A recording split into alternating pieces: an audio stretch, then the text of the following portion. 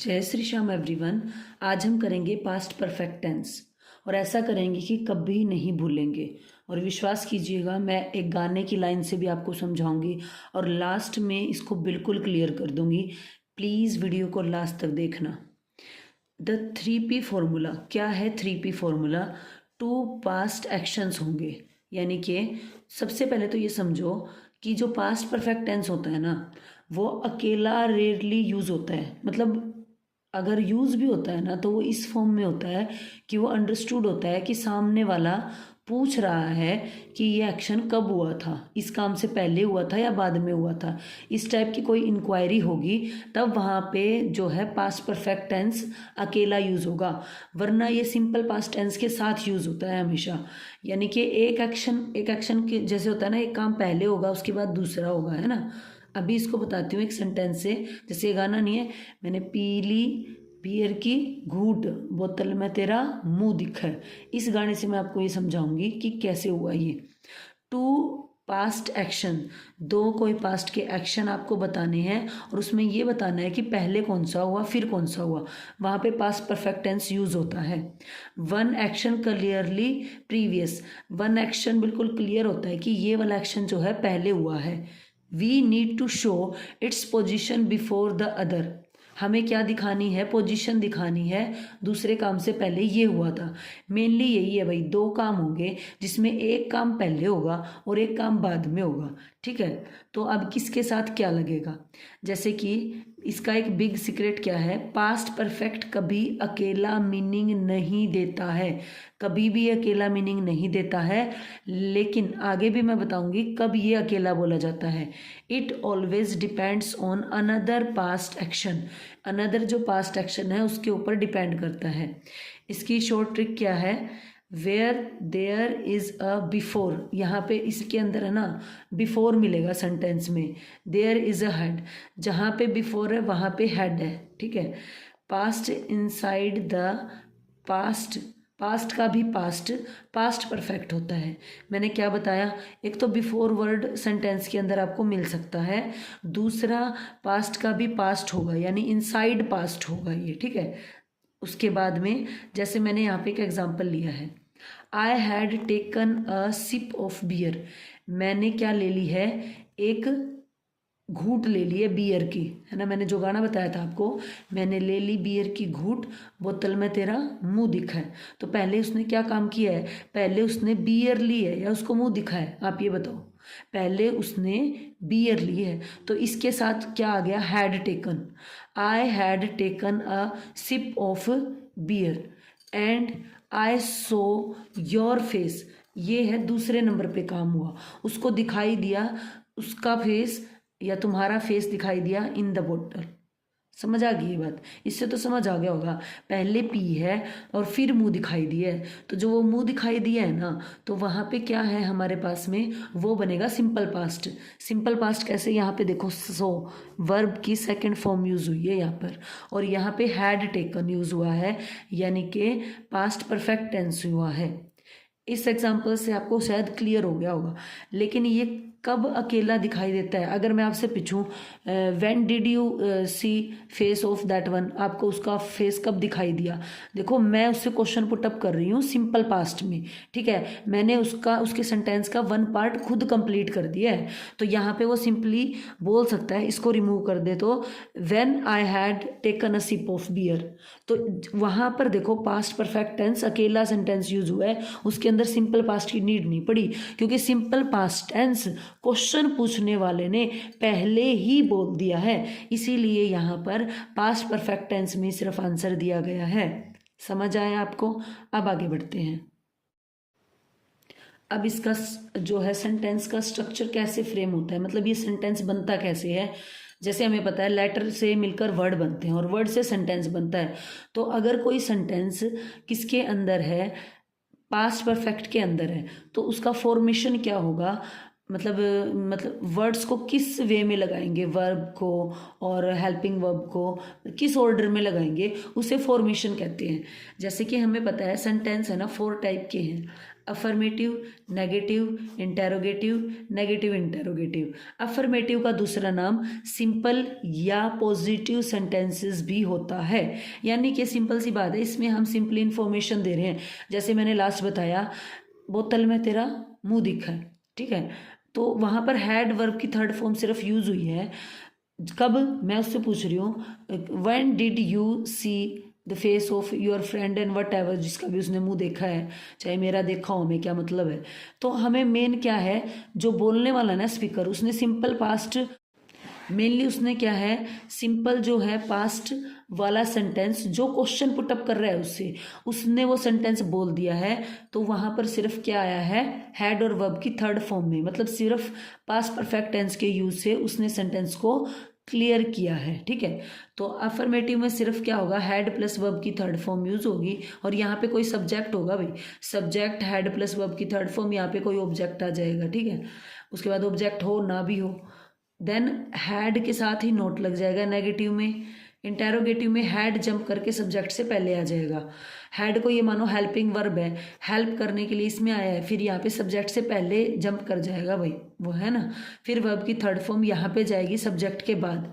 ध्यान रखना, सब्जेक्ट क्या करेगा, दोनों को अलग कर देगा, हैड और वर्ब की थर्ड फॉर्म को, हेल्पिंग वर्ब को और मेन वर्ब को। देखो ये दोनों वर्ब हैं, याद रखने का तरीका आपको मैं बताती हूँ, दोनों ही वर्ब हैं। अब सब्जेक्ट ये देखना चाहता है किसने ज़्यादा काम किया है, तो उसने दोनों को अलग अलग लगा दिया।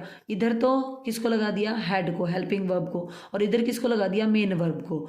तो ऐसे याद रखो कि इंटेरोगेटिव सेंटेंस क्या करता है, सब्जेक्ट बीच में आके दोनों वर्ब को अलग अलग रख देता है जब वो क्वेश्चन पूछता है, तो ताकि उसको पता चल जाए इसने क्या किया, हेल्पिंग वर्ब ने, और मेन वर्ब ने कितना काम किया है, दोनों ही वर्ब है ना। अब यहाँ पे नेगेटिव इंटेरोगेटिव में क्या होगा, हैड पहले वही है, क्योंकि इंटेरोगेटिव है तो सब्जेक्ट के आगे ऐड लगेगा और बाद में मेन वर्ब लगेगी, वर्ब की थर्ड फॉर्म जो इसमें लगती होती है ना। उसके बाद ये नोट वर्ड है ना, सब्जेक्ट के बाद चलाया जाएगा। ये होता है रिटन इंग्लिश में।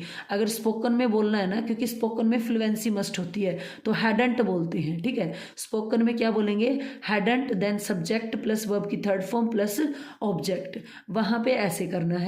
तो ये जो हैडंट जो है एक साथ बोला जाएगा, हैड नोट, ठीक है। वो स्पोकन इंग्लिश में यूज होता है, और वैसे रिटन में सब्जेक्ट के बाद ही नोट लगाया जाता है, ठीक है जी। उसके बाद है यहाँ पे मैंने कुछ सेंटेंसेस हैं जो फ्रेम करके दिखाए हैं इसी बेस्ड पर, ठीक है। सबसे पहले मैंने क्या बोला था कि हैड वर्ब की थर्ड फॉर्म किस टाइप के सेंटेंस में यूज होगी, she had finished her homework before dinner. अब अंडरस्टूड है, मैं किसी से ये जानना चाह रही हूँ, ये वाला सेंटेंस है ना, आप ये लगा लो किसी और ने बोल दिया है, ठीक है, कि आपने जो डिनर है वो कब किया, है ना। शी, इस क्वेश्चन में जो है ना, ये अंडरस्टूड है कि डिनर पास्ट में हुआ था। पता है ये कैसे होता है, अब अपने आप से तो वो बातें नहीं करेगा भाई। कभी देखा है किसी इंसान को अपने आप से बातें करता हुआ, हाँ, किसी से तो ये बातें कर रहा होगा कि भाई मैंने पहले तो क्या किया है, पहले क्या किया है, अपने काम को फिनिश किया है और फिर मैंने डिनर किया है।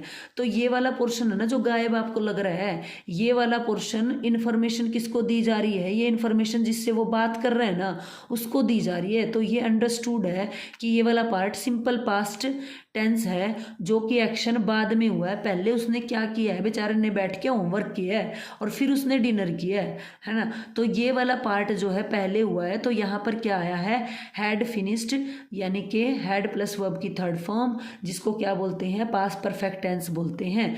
बिफोर डिनर, डिनर से पहले उसने ये काम किया है। तो अपने दिमाग में आपने एक बात घुसा लेनी है कि हमने जो काम पहले किया है उसके साथ हैड प्लस वर्ब की थर्ड फॉर्म आएगी और दूसरे वाले के साथ सिंपल पास्ट आएगा। और यहाँ पे क्यों नहीं लगाया सिंपल पास्ट, क्योंकि भाई वो बात किसी से कर रहा होगा, अपने आप से तो बात कर नहीं रहा है, बेवकूफ़ तो हो नहीं गया वो। तो ये वाला पार्ट कहीं ना कहीं किसी ने उससे पूछा है, भाई तूने होमवर्क पहले किया या डिनर पहले किया, तो वो उसको ऑर्डर बता रहा है, भाई पहले मैंने ये काम किया फिर मैंने डिनर किया है, ठीक है। तो ऑर्डर बताने हैं हमें, तो यहाँ पर पहले वाले पार्ट में जो पहले काम किया है वहाँ पे रहेगा पास्ट परफेक्ट टेंस और दूसरे में क्या रहेगा, सिंपल पास्ट। और यहाँ पे ऑलरेडी अंडरस्टूड है, डोंट बी कंफ्यूज्ड, उसके बाद में है she had finished her homework when I called her. जब उसको बुलाया ना तो वो क्या कर चुका था, वो अपना जो काम है वो फिनिश कर चुका था। ठीक है, तो चुका था, चुका जो बोलते हैं इस टाइप से है भाई। मैं तो चुका था नहीं बोलती, मैं तो है ना इंग्लिश को ऐसे समझती हूँ कि क्या हुआ है पहले और क्या बाद में। चुका के चक्कर में तो चुका ही रह जाएगा भाई। तो यहाँ पे ये वाला एक्शन जो है होमवर्क करने का उसने पहले कर लिया था जब उसको बुलाया गया। उसके बाद इंटेरोगेटिव, अगर इसी का क्या बनाना है, नेगेटिव बनाना है, तो यहाँ पे क्या रहेगा, शी हैड के साथ यहाँ पे सिर्फ नोट ऐड हो जाएगा। तो ये नोट यहाँ ऐड हो जाएगा कि वो जो है होमवर्क फिनिश कर चुका था जब और फिर किससे, डिनर से पहले। ठीक है, तो यहाँ पे नोट आ जाएगा। मेन जो हमारे पास में ये हेल्पिंग वर्ब है हैड के साथ, यहाँ पे भी हैड के साथ आ जाएगा। तो नेगेटिव में तो कोई दिक्कत नहीं है, हेल्पिंग वर्ब के साथ जो हेल्प करने आया ना वही मना करेगा। ऐसे याद रखो, हेल्पिंग वर्ब के बिल्कुल टच करके नोट लगाना है हमने। ठीक है, उसके बाद इंटेरोगेटिव में क्या होगा, सब्जेक्ट से आगे जंप कर जाएगी हेल्पिंग वर्ब।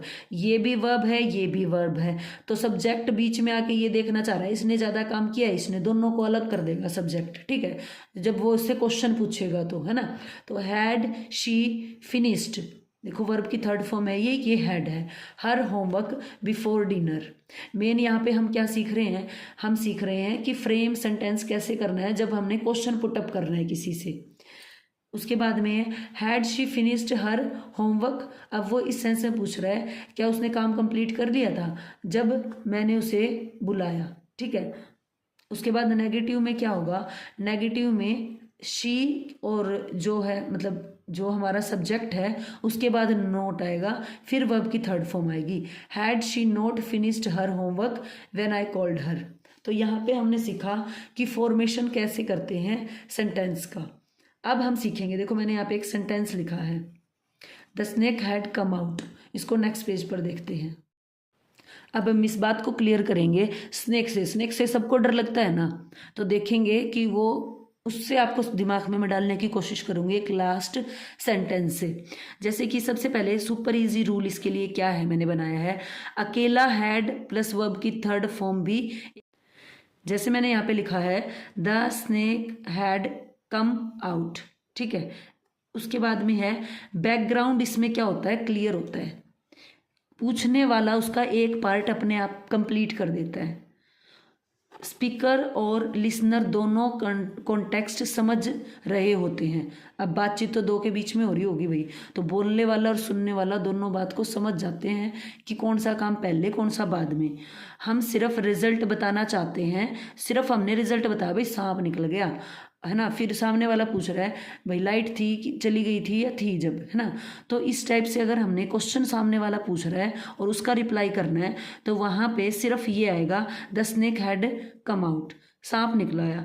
लेकिन सामने वाले की और उसकी डिस्कशन हो रही है किसी टॉपिक के ऊपर, वहाँ पर ये अकेला यूज हुआ है। अदरवाइज टू एक्शन के साथ क्लियर आपने करना है कि पहला एक्शन कौन सा हुआ है, आप खुद ही क्लियर कर रहे हो अपनी तरफ से ही कि द स्नेक केम आउट, जो स्नेक है वो निकल आया, after the light had gone. अब बताओ भाई पहले क्या गई है, लाइट गई है, लाइट निकलने का काम पहले हुआ है, बेशक यहाँ पे आफ्टर लग, लेकिन आपने ये देखना है कि हमारे पास में पहला एक्शन कौन सा हुआ है। आफ्टर बिफोर के चक्कर में, चुका था के चक्कर में, है ना, कभी इंग्लिश नहीं आएगी। आपने सेंटेंस को समझना है कि कौन सा काम पहले हुआ है कौन सा काम बाद में हुआ है। आप ये बताइए, सामने वाला, ये कन्वर्सेशन होती है दो पर्सन के बीच में, कुछ भी बोलना है तो दो आदमी तो होंगे भाई प्रेजेंट, उसमें एक सेंटेंस दूसरा बंदा कंप्लीट करेगा, एक दूसरा। लेकिन अगर एक ही सेंटेंस में आपने स्टोरी राइटिंग में लिखना है उस चीज़ को, तो जो काम पहले हो चुका होगा ना उसके साथ तो रहेगा हैड वर्ब की थर्ड फॉर्म, और जो काम उसके बाद नंबरेशन पे सेकंड नंबर पे हुआ होगा उसके साथ आएगा सिंपल पास्ट केम, कम की पास्ट फॉर्म है, सेकंड फॉर्म है। तो आई होप सो आपको समझ आया होगा। Please like share and subscribe. बार बार मेरे को इस वीडियो को जो है कट करना पड़ता है क्योंकि भाई मेरे को बोलने में दिक्कत है, मेरा गला ख़राब हो जाता है बीच बीच में, इसलिए मेरे को कट लगाने पड़ते हैं बीच बीच में।